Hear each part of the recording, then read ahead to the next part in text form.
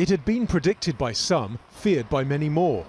But European leaders see Russia's move to halt gas supplies to Poland and Bulgaria because they won't pay in rubles as aggressive. It comes as no surprise that the Kremlin uses fossil fuels to try to blackmail us. This is something the European Commission has been preparing for in close coordination and solidarity with member states and international partners.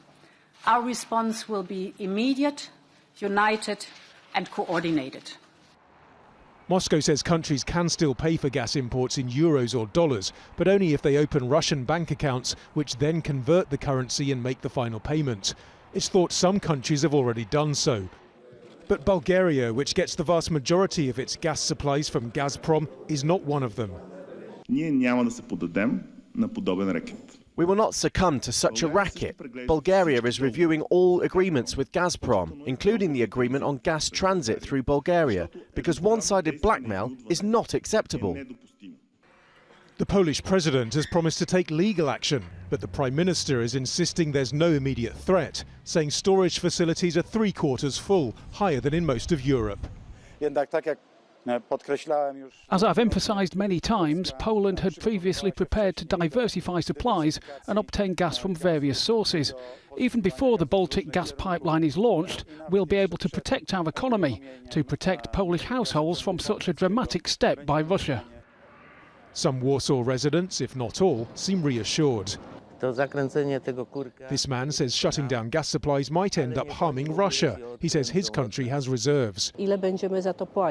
While this woman wonders how much Poles like her will have to pay for developments linked to the Ukraine war, saying things are already incredibly expensive.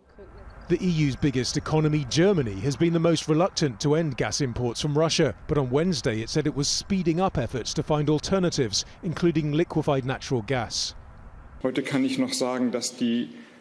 I can say that our Russian gas dependency, which was at 55% before the war and dropped to 40% a few weeks ago, is now at 35%. So for now, the common message is there's no need to panic.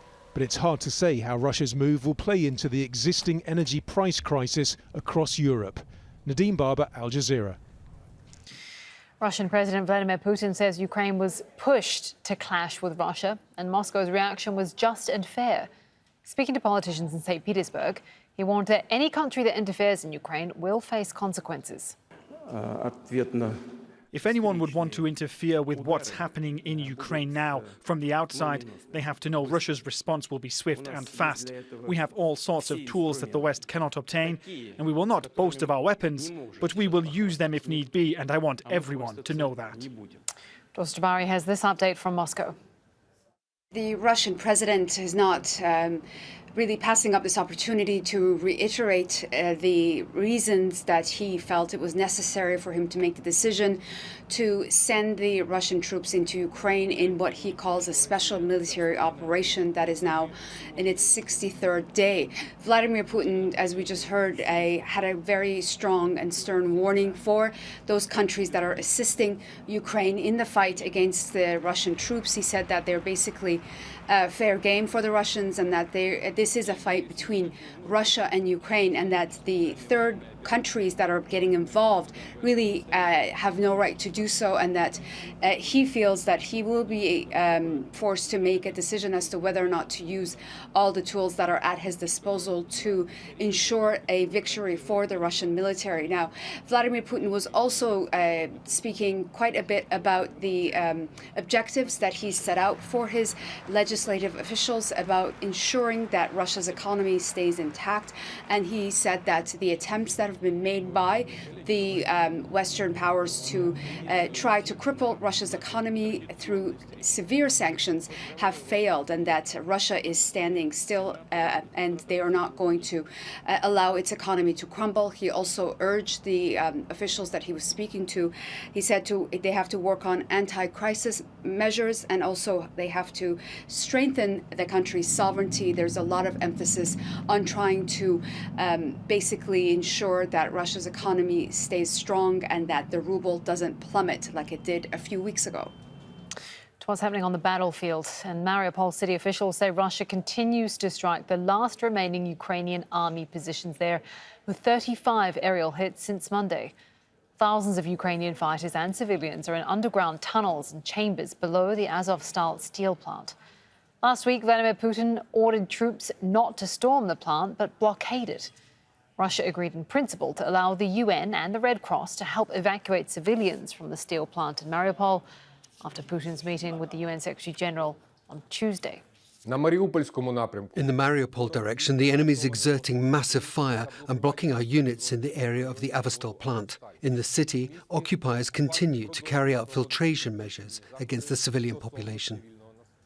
And there have been protests in Kyiv demanding safe humanitarian corridors out of the Azovstal steel plant. Mothers and wives of soldiers fighting in Mariupol attended the demonstrations. Agreements between Ukraine and Russia to allow safe passage of fighters and civilians have failed so far. Ukrainian forces are also confronting the Russian military in the east. Fierce fighting has been reported in Mykolaiv and Kherson in the southeast. Russian forces also shelled the town of Lyman. In southern Ukraine, the Russian military's fired tear gas and stun grenades at protesters in the city of Kherson. People are rallying against what they're calling a sham referendum.